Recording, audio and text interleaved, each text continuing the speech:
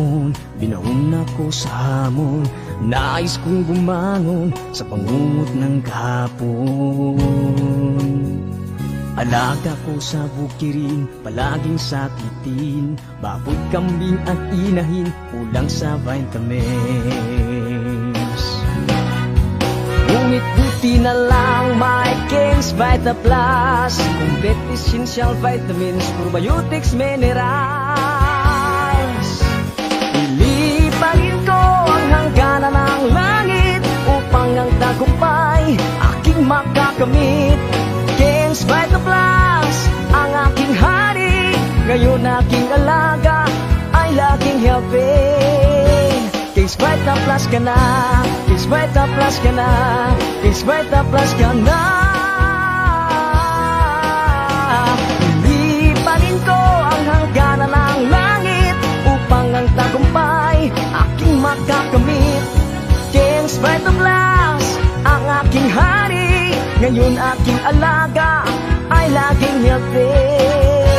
King's Vita Plus ka na, King's Vita Plus ka na, King's Vita Plus ka na. King's Vita Plus ka na, King's Vita Plus ka na, King's Vita Plus ka na, King's Vita Plus ka na.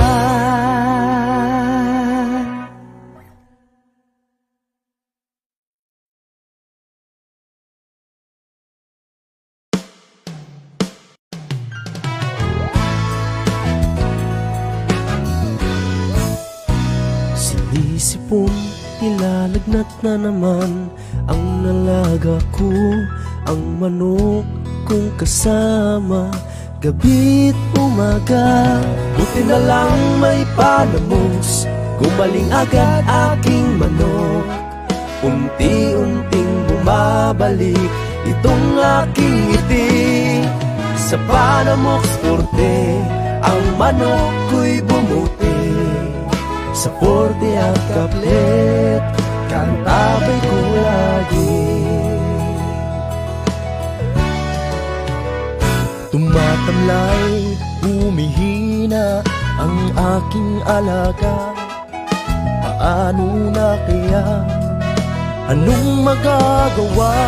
Buti na lang may Panamox, gumaling agad aking manok. Unti-unting bumabalik itong aking ngiti. Sa Panamox Forte, ang manok ko'y bumuti. Sa Forte at Kaplet, kantabay ko lagi. Buti na lang may Panamox, gumaling agad aking manok. Unti-unting bumabalik itong aking ngiti. Sa Panamox Forte, ang manok ko'y bumuti. Sa Forte at Kaplet, kantabay ko lagi.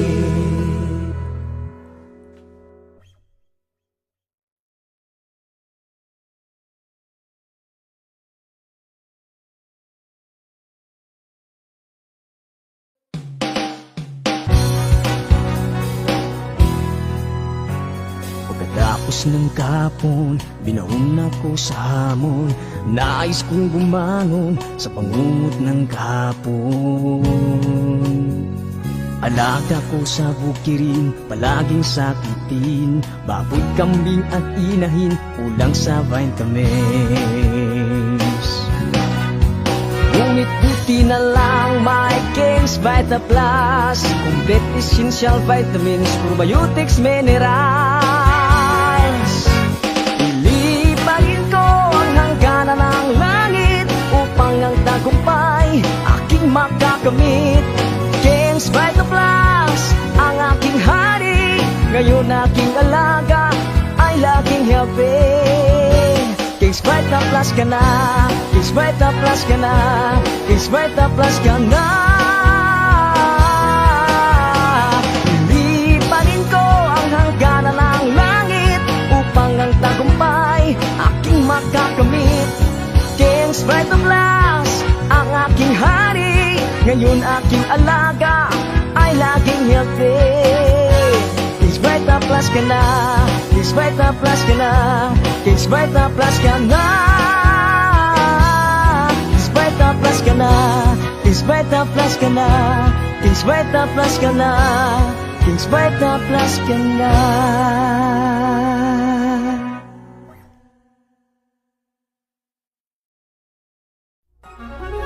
Labas nga impormasyon sa agrikultura, mga simpleng tips para sa mga mag-uuma. Yaman sa kaumahan, kikita ka na, aasenso ka pa.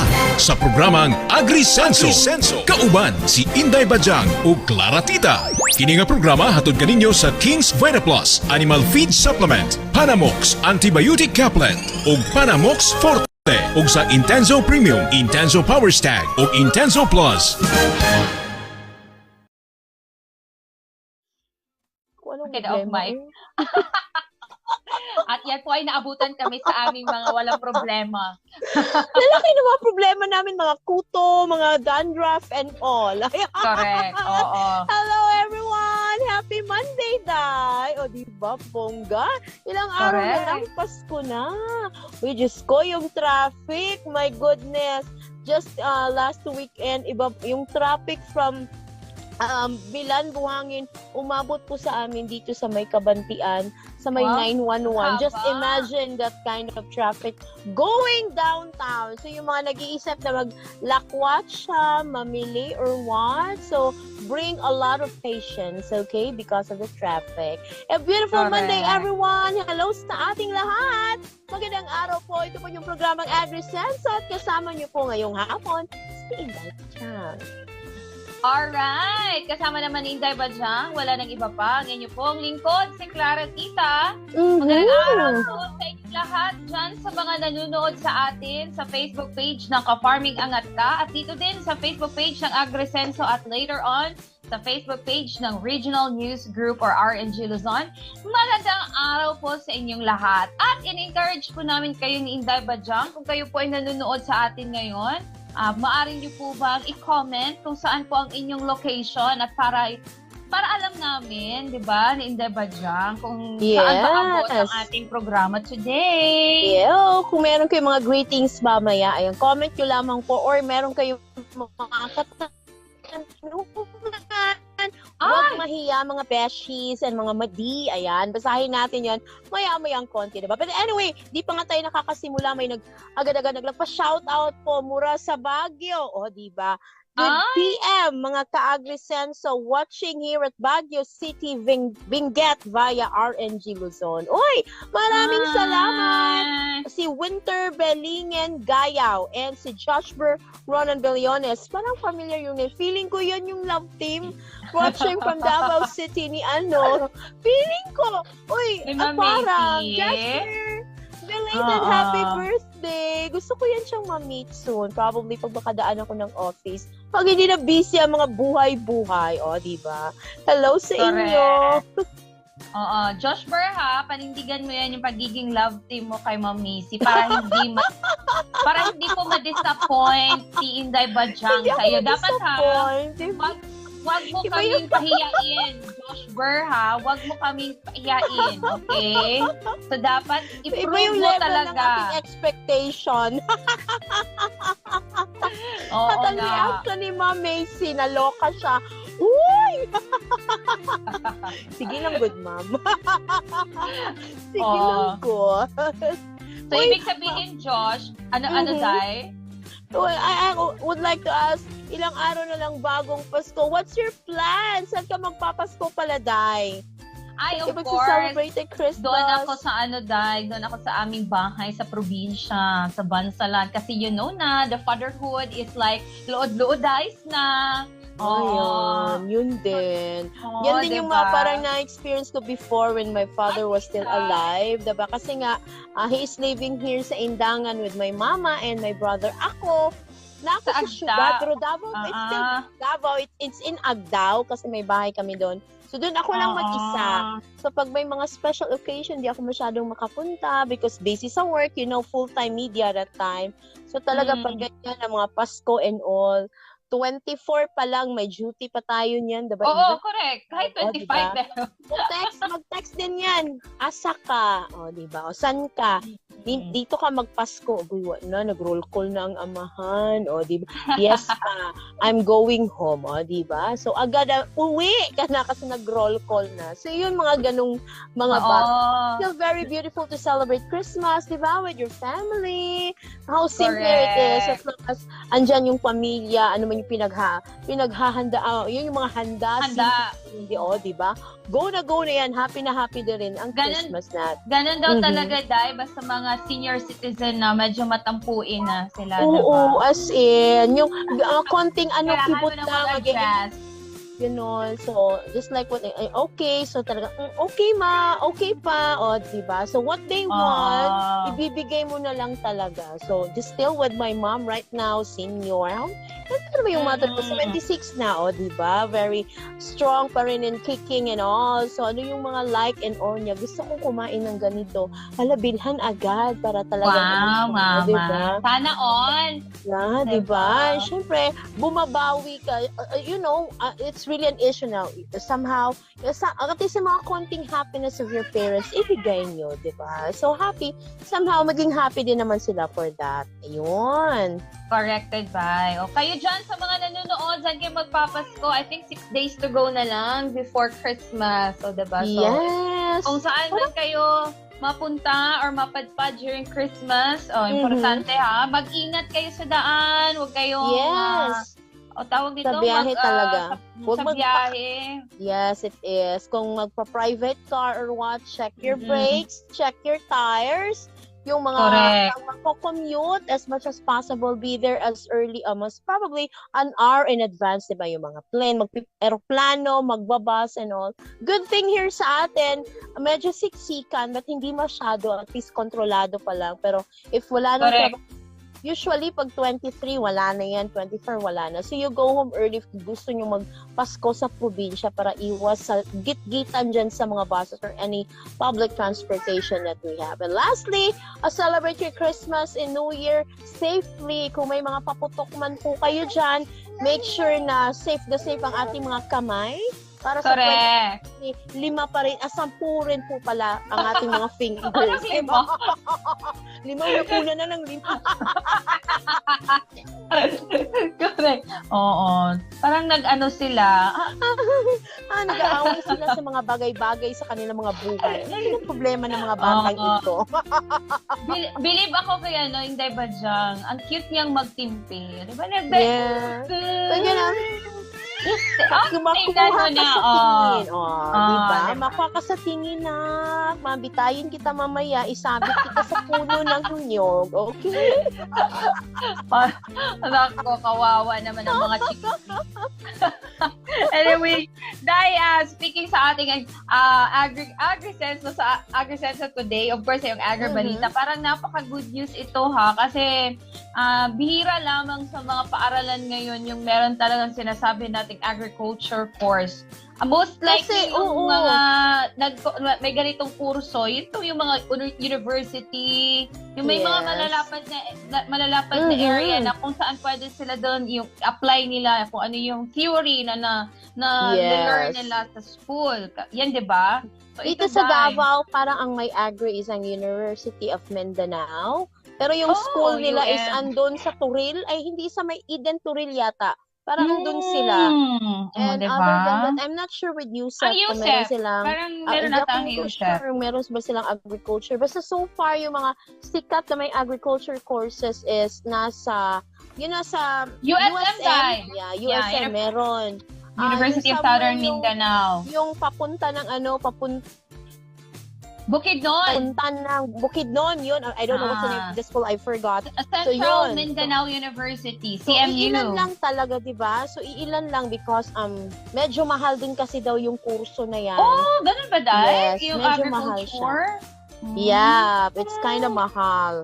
You know, and syempre, for ano kasi, diba, napag-usapan natin yan before, most of the students right now prefer courses na computers, accounting, diba? Siyempre, pag galing sila sa rural, urban areas, diba, they prefer to go to the syudad kasi gusto nila kumuha ng mga kurso na ganito. O, diba? Something like that. So, nale-left out yung kursong agriculture, which is very important talaga na we entice more students to go into that kind of courses. Kasi nga, medyo nauubusan na tayo ng mga farmers. Ayan. So that's the intention sana. Sana ganun, every city or municipality or what in our country will promote that. Meron talagang school in their area promoting or offering agriculture courses. Because if not, I would love to do that or have that kind of course, diba? Kasi in the future, you can really earn. Kasi even if wala ka namang lupa, ayan. Correct.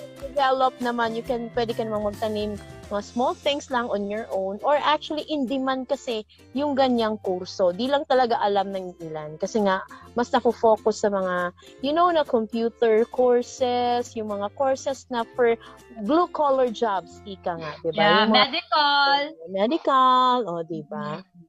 communications, like ganon. Napakakulit ng siging ay nako. Anyway, may kamahal. Saan?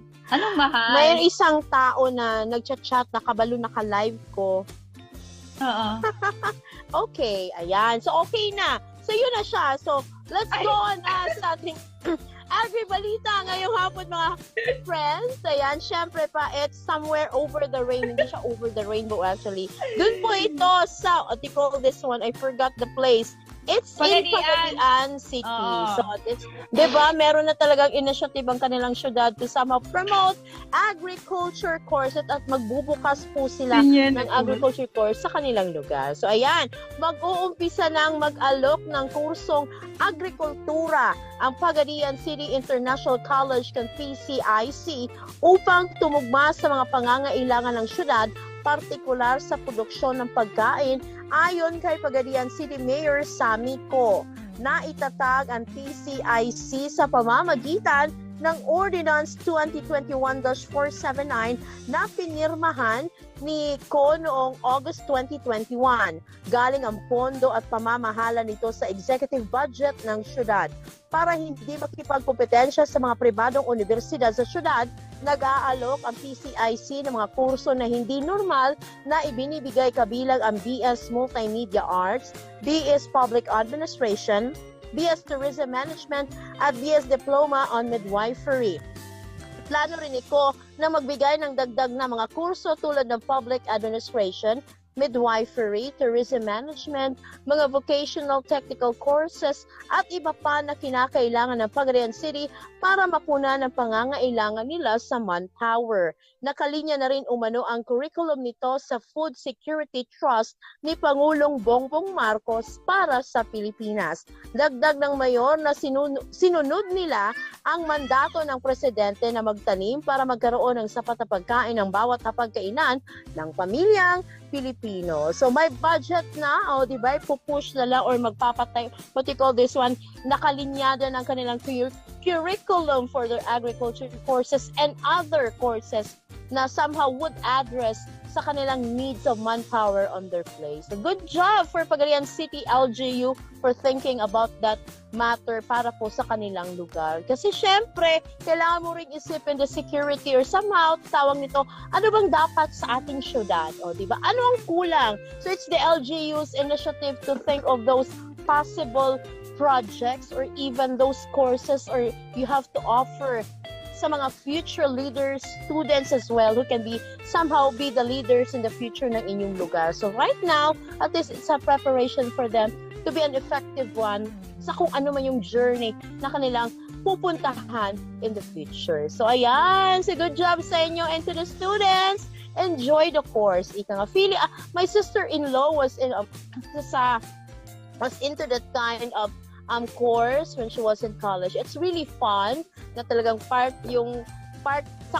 ng kanilang kurso is yung paano patumbahin ang baka, paano magkatay ng baka and all, mga like that, diba? It's really fun kasi it's more on actual or demonstration talaga. Ano yung mga ginagawa ito sa mga tanim, paano magtanim, paano yung sa mga manok aspect kasi you have to also deal with that, manok, baka, and in any agricultural na mga hayop na pwede yung madaanan o ma-encounter within that agriculture na aspeto. So sa mga estudyante, good luck Correct. po sa inyo.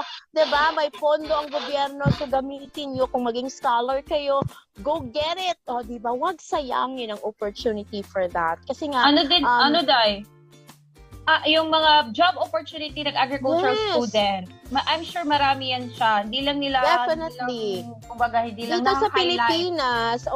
Pilipinas, hindi lang masyadong ma-highlight. But, medyo nagbabasa ako before, yung mga malls, they need agriculture graduates. Kasi yung mga malls, meron silang own farm who produces their own gulay and mga karne, manok, and all para sa kanilang mga section sa grocery, yung mga wet goods nila. Just like sa isang big store here sa Uyanggurin, yan, meron silang own farm, yes. Yung section, yung isa pa rin dito sa may meron din yan silang farm in which they need personnel to handle those, yung sector niyan sa kanilang negosyo. So, hindi na siya talaga na-highlight. It's because ilan lang kasi yung kumukuha ng The same thing with BS, yung mga chemical engineers, diba? Yung mga mining engineers, diba? Hindi masyadong na-highlight. It's because iilan lang talaga ang nakakatapos. Yung barkada ko nga, they are 40-something sa kanilang kurso na tawag nito, ano yung course? Chemical engineers. Chemical engineer. Pero nang nagtapos sila, they graduated, parang 3 na lang yata silang nakatapos with all. Kasi nga talaga iisang malalagas kasi nga sobrang mahirap, magastos, So, matira ang matibay. So, yun din sana. And whoever, if you really love, you just love Philippines, you go into agriculture, diba? It's for the Filipino people as well, including ka na doon na nag-aral dyan. Yan! Correct. Yes. Sana tayo rin, no? Kung may oras pa Si talagang Day? mag-aral. Why not? Si Ligaya, Inday Ligaya, yung ating brand ambassador sa Kings Vita Plus. Ano siya, graduate siya ng agriculture. Go, Kaka-graduate girl! niya lang. Kaka-graduate lang ni I-career Inday mo Ligaya. yan, girl. Kasi aside sa Philippines, they're in need as well sa mga abroad. Maraming chances Correct. actually for Filipinos sa mga ganyang work sa abroad. Pero before you serve the foreigners, dito ka muna sa bansa. Ayan, i-enjoy mo muna, di ba? More experience before you go out. Of course, mas maganda pa rin yung you somehow share your knowledge to your fellow men, to your fellow Filipino here in the country. Ayun! So good luck, students! Salamat sa Pagadian City LGU for creating that kind of project para sa kanilang mga mamamayan. At yan po ating Agri-Balita ngayong hapon, mga higala! Ayan, dito na lang po tayo sa ating Agri-Unique Chika with Clara. Ayan na po mga tips ang ating marinig ngayong araw. Ito, ayan po, ang sakit.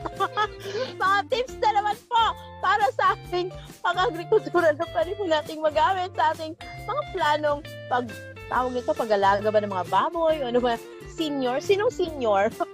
Hindi niya nabasa, Kuya Phil. Wag muna. Wag muna siya pabasahin. Ay! Agoy ha? Agoy ha? Ginaano ko ni... Kilala mo siya, Day? Sino? Nakaguluhan ako doon. Anong meron? Mamaya na lang siguro. Mag-ano ka muna, mag-tips ka muna, babe. Sige. Ano muna natin ito si Mr. Ehem. Stalk muna natin siya. But before that, mag-agree, muna tayo. Oh my God, nabasa ko na siya. Later na natin yan siya pag-usapan kasi mahaba-haba. Bugbugin ko kaya to, charot. Ayan. Po. Oo. Relax muna, Day, ha? Kasi agri-unique chika muna tayo. Mag-gain ka muna dyan ng strength. Anyway, dito muna tayo sa ating agri-unique chika ngayon, mga friends. Of course, the courtesy of Arca Farming Angat ka na si Sir Jid. Oh, 'di ba? So meron siyang i-share sa atin ngayon kung paano ba mapalago at paano ba mapaganda yung napaganda ng isang OFW ang kanyang isa kanyang munting sakahan. So yun, ano yung mga sekreto na ginawa ng isang OFW na kahit na isa siyang OFW, kahit nasa abroad siya, ay nagsisimula na pala siya sa pagpa-farming. So ayan ngayon natin ngayon sa i-discuss sa atin ni Ka-Farming Angat ka, Sir Jit, para sa ating Agri-Unique Chika. So, ayun po, sa pag-alaga naman ng manok dun sa mga sakit naman na tulad ng mga bulutong, coryza, fall cholera. So, ang ginagamit naman namin dyan ay itong Panamox forte. Itong Panamox forte doon sa mga bulutong, laway-laway, fall cholera, mga lagnat, sipon. So, yun yung gamit natin doon sa mga manok natin kapag sila may mga sakit.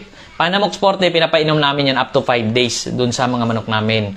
So, ayan. Tinuloy lang natin kasi yung live natin kanina naputol. So, ito yung to continue kasi no, para kompleto naman. So, yun yung mga pamamaraan namin, no? Panamox forte sa mga sisiw, sa mga pabo. Doon sa mga malalaki naman, yung mga tinatalian naman natin na gusto natin capsule type na ipapainom natin ng gamot. So, ang gamit naman namin doon ay Panamox caplet.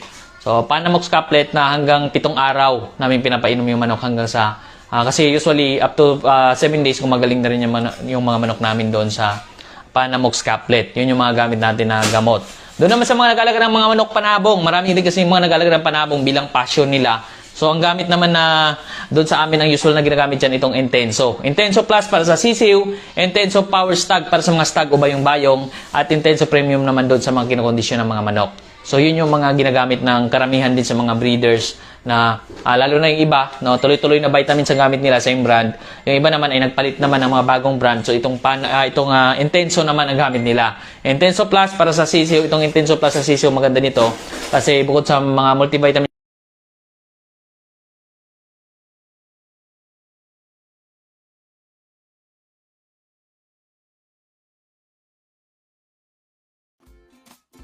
Ayan, meron lang tayong technical problem na mali po yung pag-download ng ating video.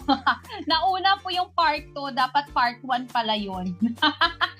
So, ayan ha. At tunghayan nyo po later on, pinaayos lang ni Kuya Billy yung video na i-share namin sa inyo ngayon courtesy of Ka-Farming Angat Ka. So, marami po siyang i-discuss sa atin with regards dun sa isang OFW na kahit nasa abroad siya, ano yung mga ginagawa niya para mapalago niya ang kanyang farming dito sa Pilipinas. So, meron siyang mga diskarte. Kahit nagtatrabaho siya sa abroad,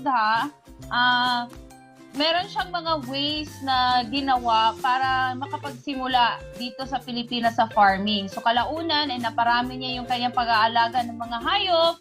And at the same time, yung kanyang mga naparami din niya yung kanyang mga pananim, rather. Okay? So, ayan, I think ready na. So ito, final na po talaga. Pasensya na po. Final na po ito. Okay, dito po ang ating Ka-Farming Angat Ka, Sir Jit, sa ating Agri-Unique Chika. na naman tayo ngayon. Kumusta po? At ngayon ang ating topic ay tungkol dito sa farming. Ang dami nating napapansin, no? Ito ay based lamang sa observation ko din. Actually, hindi pa ako nakapunta sa abroad. Pero itong topic natin ngayon, ito ay based lamang din sa observation ko dun sa mga nagtatrabaho abroad, yung mga farmers sa abroad. Kung mapansin natin ang lalaki ng mga sahod nila. Nakikita natin yan sa mga post nila, no, sa Facebook, sa Reels, may mga post sila dyan na kumikita sila ng 100,000, mga 3 digits or 6 digits na income within 1 month. May mga ganong kitaan. Pero dito sa atin, dito sa Pilipinas, marami sa ating mga farmers ang umiindang doon sa hirap sa farming, no. So, sobrang maliit yung kinikita. So, may mga ganon na nangyayari dito. So, yun yung mga napapansin natin, no, sa abroad ganon kalaki ang kinikita. So, ang observation ko din doon is napapansin natin kapag yung mga farm doon kailangan na ng mga malalaking mga truck or malalaking mga kagamitan para makapag-harvest sila or makapagtanim. Paano ba naman sobrang lawak kasi ng kanilang taniman? Sobrang lawak ng kanilang mga pinaglalagyan ng mga alaga nilang hayop. So, yun yung gusto kong i-connect kasi dito sa farming, sa atin, tulad na nabanggit natin, medyo nahihirapan tayo na pagandahin yung income. Sobrang maraming nagre-react na nalulugi sila. So, sa amin naman, ang pamamaraan namin, no, actually, ngayon din kami din ay backyard farmer, konti pa lang yung alaga namin. Pero may target tayo, may goal tayo na paramihin ito. Kasi gusto nating magaya yung sa abroad. Kasi ang laki ng kinikita, di ba? So, ang ganda ng kanilang pamamaraan din, maramihan na. Siyempre, kapag maramihan na, mas malaki na rin yung kita. So, parang sa mga nagninegosyo lang din yan, yung mga napunta natin, yung mga boss namin noon, no, mga mga na-realize ko rin. Kasi kung konti lang binibenta niya, konti lang kita niya. Since nag-hire siya ng maraming tao, no, marami siyang technician, so, bawat technician, kumikita siya doon. So, mas maraming technician, mas malaki yung kita niya. Hanggat marami siyang kliyente, customer. So, ganun din dito sa farming. Kapag maramihan, alam naman natin na unlimited naman yung mga nangangailangan ng mga produkto natin sa farming. Halimbawa, yung mga baboy, karamihan sa probinsya sa amin, sa Zamboanga del Norte, ang daming mga naghahanap ng baboy pang lechon. No, dito sa Luzon naman, marami naghahanap ng kambing para pang birthday, pang fiesta, or pang handaan. So, ganun ka lawak ang market nito, ang dami naghahanap. Sabi nga nila, kulang pa daw yung supply dahil sa napaka-in-demand ng mga produkto. So, ganun din doon sa mga manok, sa mga itlog. Although itong manok, minsan sobra-sobra ang supply. No, minsan naman kulang. So, ganun ang ano. Pero kapag nga mga native, bihira lang nag-alaga ng native kasi medyo matagal lumaki.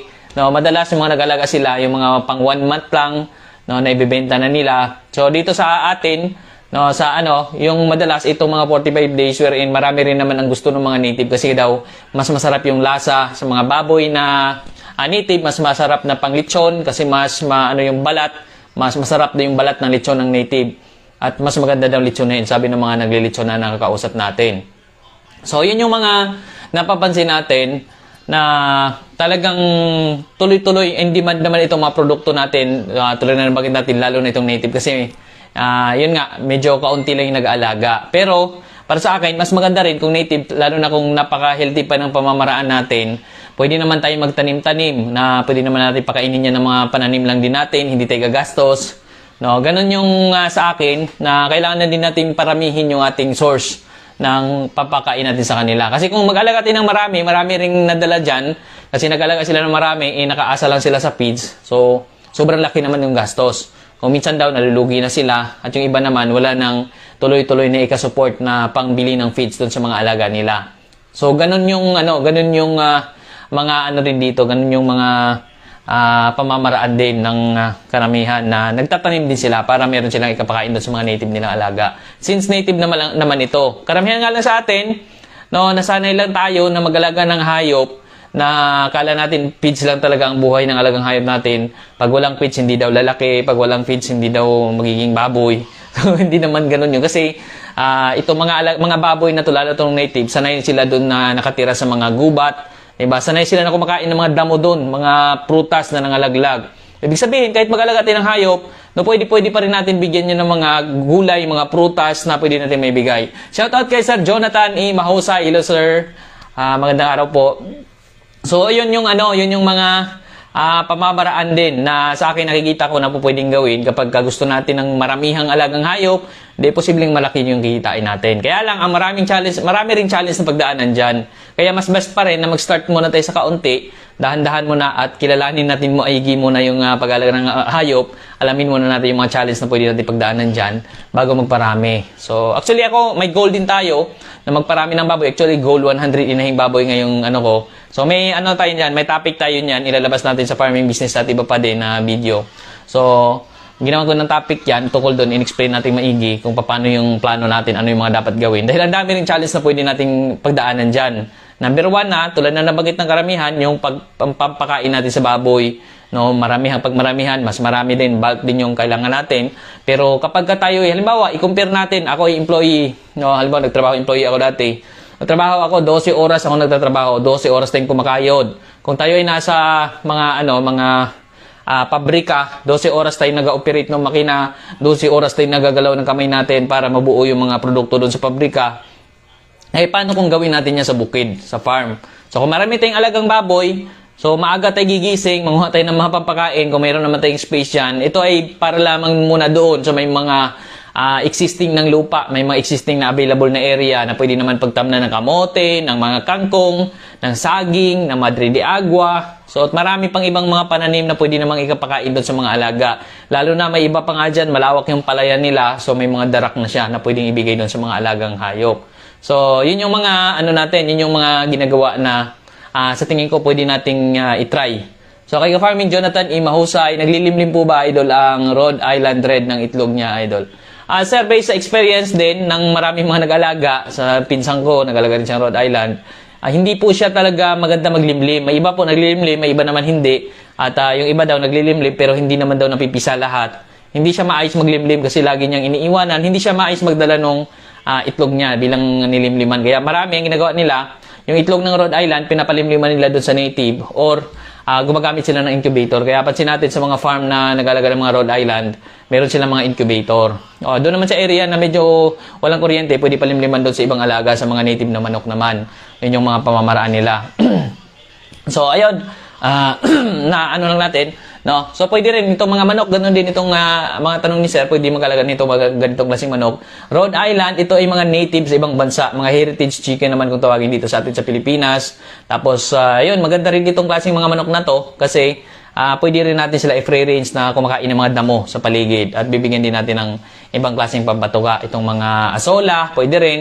No, pwede tayong makapag-provide ng mga patuka sa kanila na tinatanim lang din natin. So, sa akin kasi, yun yung aking, aking advocacy na kailangan kong magtanim ng pampatuka sa alagang hayop. Kasi, yun yung karamihan din sa nagiging problema. Maraming mga nagrereklamo, marami tayong mga natatanggap na komento na yun nga, nag-alaga sila ng hayop, nalugi sila. Bakit sila nalugi? Ang laging tanong ay dahil sa mahal ng feeds. Yun yung nagiging problema nila.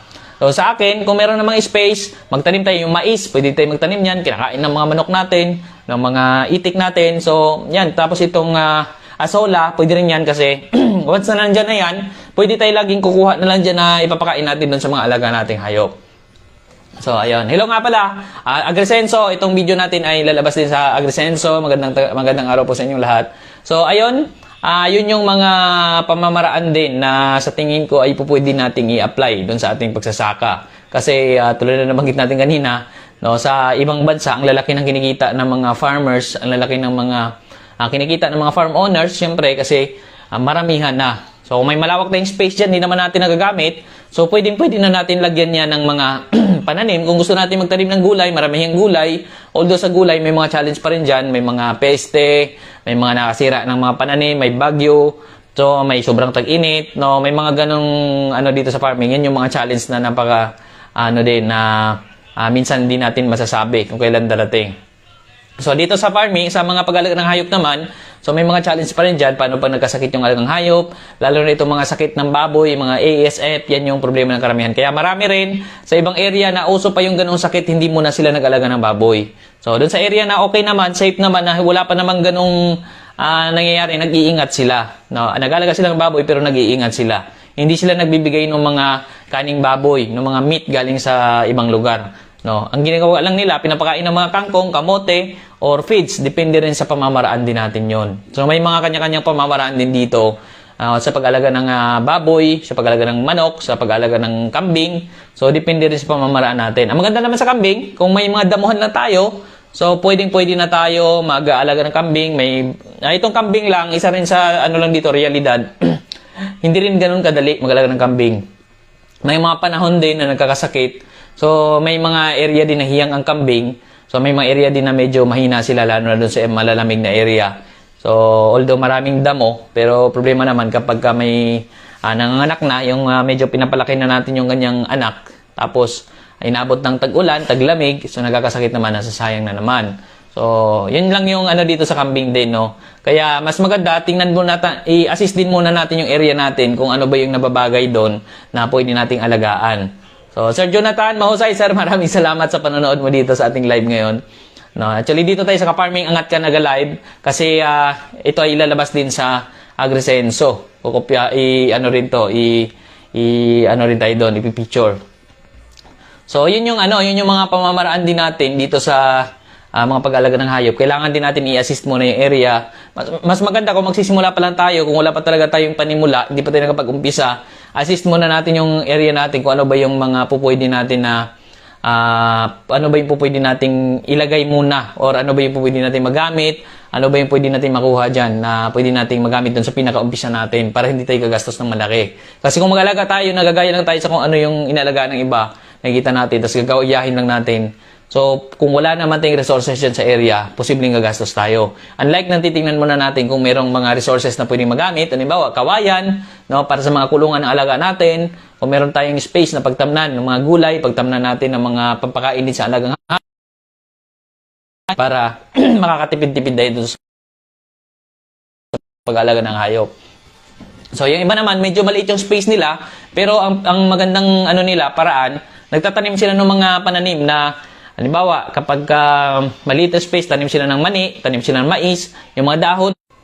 So, ayun yung mga pamamaraan din ng ilan, no? Magamit sila ng mga, nagtanim sila na may dual purpose. Yung iba nga, mas marami pang purpose. So, halimbawa, nagtanim ka ng gulay, yung bunga, pangbenta mo, yung mga dahon, pambigay mo dun sa alaga mong baboy. So, may ganon. Kaya kahit maliit ng space, na ma-maximize nila. Marami silang nagiging produkto. Yung dumi ng alagang hayop, nagagamit nila pang fertilizer naman doon sa mga pananim nila. So, yun yung maganda doon. No? Nakacycle lang. Maliit yung space pero na ma-maximize nila. So, iba-iba rin. Tingnan lang natin yung crops na mas mahal. Kung ano yung mas mahal doon sa area natin, yun yung itanim natin. No? So, yun yung mga, mga nakikita nating mga pamamaraan ng mga ilan na nag-start sa farming sa medyo maliit lamang na espasyo. So, yun yung mga, pamamaraan din na pwede rin natin gawin. So, ganina, doon sa kambing, pagkakambing, inulit natin, kapag nag-start tayo magkambing, minsan may mga challenge din dyan, lalo na kung yung area natin ay hindi naman talaga angkop na pangkambing, medyo mahina yung kambing doon sa area, madalas na nagkakasakit. So, mas okay na rin kung baka o kalabaw yung alagaan natin. Kasi tulad sa area namin, yung kalabaw at baka namin, so far, simula nung nag-alaga kami, talagang matitibay sila. Wala pang mortality, wag naman sana na magkaroon ng mortality. Wala namang mortality na nangyayari, no? Ni isang beses walang nangyayari kahit sa sobrang tagal na rin nag-alaga ng kalabaw at baka. So actually, bata pa lang ako, may mga kalabaw at baka na yung tatay ko. So napakaganda. Pero yung kambing namin, actually, medyo dumami pero may mga may mga mortality pa rin na dumadaan doon. No, pero pinipilit natin na talagang mapapaganda lalo yung pag-alaga ng kambing. Kaya ngayon, nung ginagawa namin doon sa mga alagang hayop, no, para mas talagang mapapalakas namin yung immune system nila, tulad ng nabanggit natin dahil nga sa mga naging karanasan na rin namin noon. So, gumagamit na kami ng vitamins ngayon. Ito, King's Vita Plus na vitamins, ginagamit natin. Dito ay meron ng multivitamins, minerals, amino acids, electrolytes, essential elements, at probiotics. At ito pa ay rehistrado sa Bureau of Animal Industry mismo. Kasi ang dami rin mga nagtanong, ano bang vitamins maganda sa mga alagang hayop? So, sa akin, doon ako sa rehistrado mismo sa Bureau of Animal Industry at kompleto na yung sangkap. Meron ng multivitamins, minerals, amino acids, electrolytes, essential elements, probiotics. At maganda pa dito, lahat ng alagang hayop pwede na rin ito. Kasi, yan, makita naman natin sa kanyang pakete, andyan na lahat, no? Andyan na halos lahat. Actually, sa rabbit, yung rabbit wala dito, pero ginagamit din namin ito sa rabbit, sa mga pato, sa gansa, sa pabo. Yan, sa mga manok, yan, kasi sila lang naman yung magkapareho eh. So, ayan yung ginagamit natin na vitamins. Yan, King's Vita Plus na vitamins yung ginagamit natin sa mga alagang hayop namin. Doon naman sa mga nagtatanong, yung mga pampurga daw ng manok, kasi, yun yung din, kasi noon nung nag-alaga kami ng hayop, wala rin kaming access doon kung ano ba yung mga gagamitin namin, ano ba yung pampurga na gagamitin namin, ano ba yung vitamins. So ngayon natutunan ko na ito at nagamit ko na rin, i-apply ko sa mga alaga naming hayop. So sinishare ko na rin. Tulad dito, King's Vita Plus na vitamins, para sa lahat ng hayop, daily kami nagbibigay nito. Every day, no, pwede natin bigyan yung mga alaga nating hayop nito at wala itong overdose. Nasa atin na, kung masobrahan natin, medyo magastos lang kapag napaparami tayo lagi. So, isang kutsara, pwede natin ihalo doon sa mga pampatuka or inumin nila. So, yun na yung magiging pagkain or inumin nila daily. No, either every morning, pwede nga, morning, afternoon. No, minsan nga, pag hinalo ko sa feeds ito, so maghapon na rin nila pagkain yung feeds. No, so maghapon na rin sila nakaka-take ng vitamins. So, depende sa atin, pwede siya once a day lang. So, yan yung gamit namin. King's Vita Plus na vitamins. Doon naman sa pampurga, ang gamit naman namin doon ay itong Worms to Go naman. No, wala lang ako dito. Worms to Go, ang pangalan ng pampurga na gamit namin, yun yung brand niyan mismo, brand name. Worms to Go kasi meron na siyang albendazole plus praziquantel. So, yun yung gusto ko kasi meron siyang sangkap na bukod dun, kasi ang usual na pampurga, itong albendazole. Yun ay meron ng praziquantel para talagang patay yung bakterya, patay yung bulate, no, mga parasites dun sa manok. So, yun yung gamit natin sa pabo, Worms to Go rin gamit namin. No, doon naman sa mga manok natin na may mga sakit, kasi pag taglamig, kapag nagkakasakit yung manok, yung mga biik na nagtatae. So, ayun po, sa pag-alaga naman ng manok doon sa mga sakit naman na tulad ng mga bulutong, coryza, fall cholera. So, ang ginagamit naman namin dyan ay itong Panamox Forte. Itong Panamox Forte doon sa mga bulutong, laway-laway, fall cholera, mga lagnat, sipon. So, yun yung gamit natin doon sa mga manok natin kapag sila may mga sakit. Panamox Forte, pinapainom namin yan up to 5 days doon sa mga manok namin.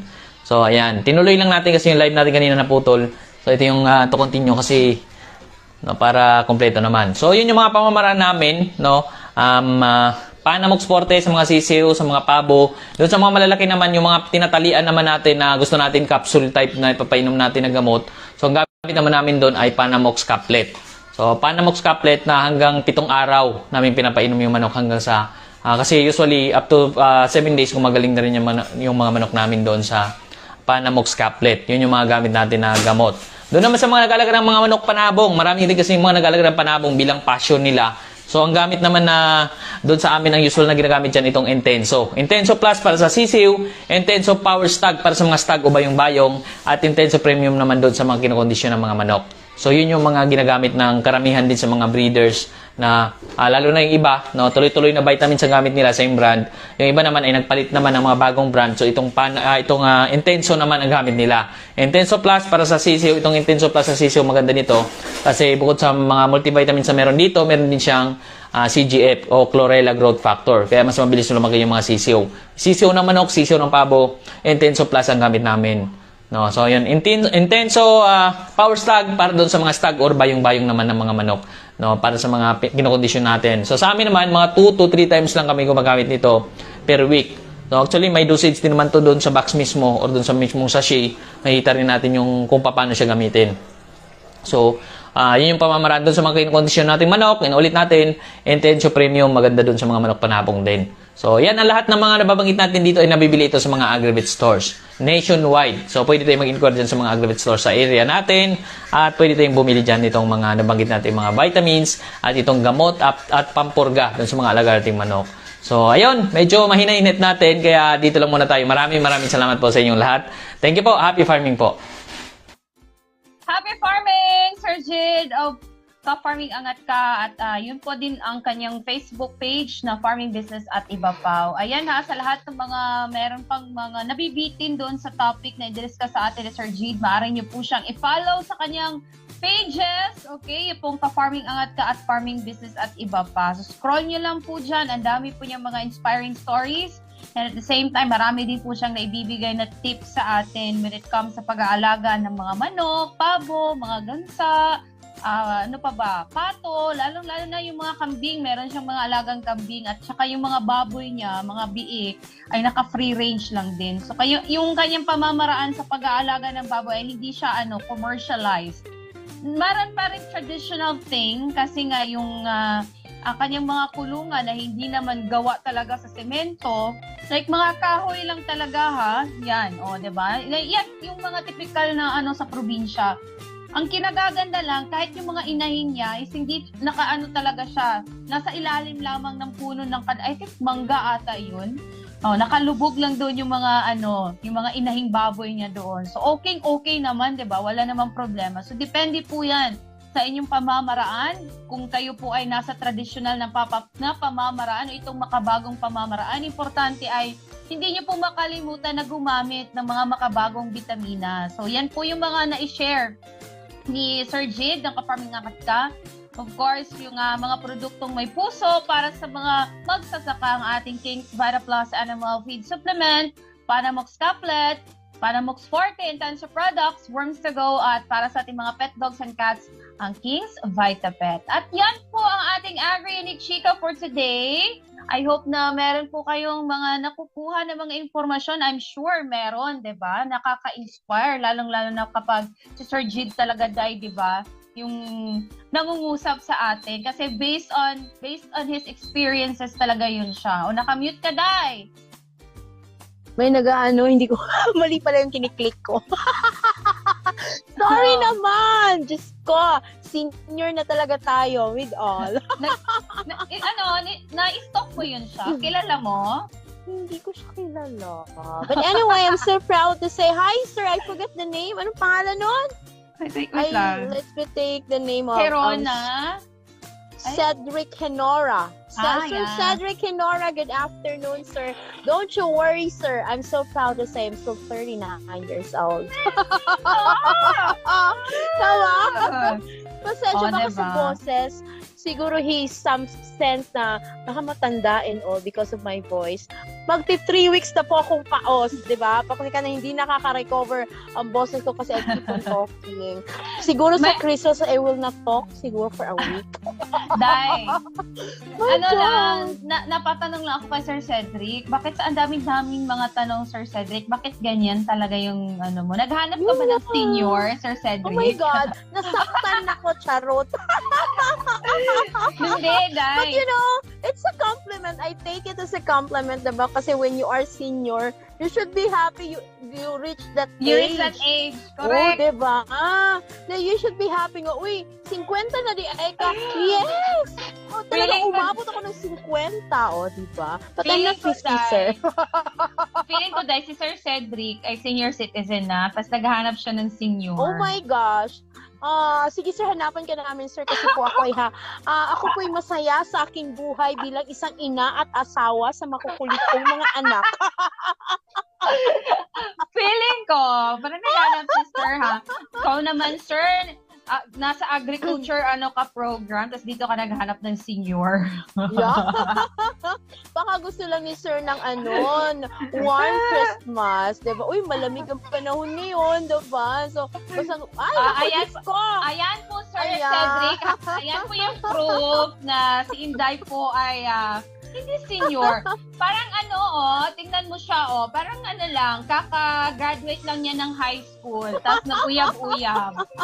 Diba? Nag-uyab-uyab, Uy, diba? Uy, May happy mga- anniversary, tatay! Diba? I happy anniversary, Guy and Sir Prime. Naway si Sir Prime ay Thank you. naging peaceful ang kanyang pamumuhay. 10 taon naging peaceful ang kanyang pamumuhay. Okay? I'm not sure. Weird yung kanyang asawa. Naglalambing pero galit. Di ba? That's how I show my sweetness and kindness. Charot! Di ba? Yan lang yun. Laban lamang. Di ba? Peaceful. Oh my God! Ay, I Oo, like diba? it. Is it Yes, peaceful and- or peaceful? Di ba? So, sa lahat na nag-anniversary yesterday or today, happy anniversary po sa inyo rin. Di ba? Naway, grasyahan pa kayo ng maraming taon na pagsasama ng puno ng pagmamahalan, pag-ibigan at peacefulness. Di ba? Peaceful man, Sir P.E. Yun siya, para happy Like ang lahat. peace. Ayun. Yes, ayun. Hi, sir. Sige lang, sir. Makakita ka rin ng iyong katapat. Ayan. Anyway, sa mga nabanggit pala natin kanina dahil ng mga products, meron lang tayong Mhm. shout out na ating na-prepare sa atin ni Kuya Billy na Agravet Store.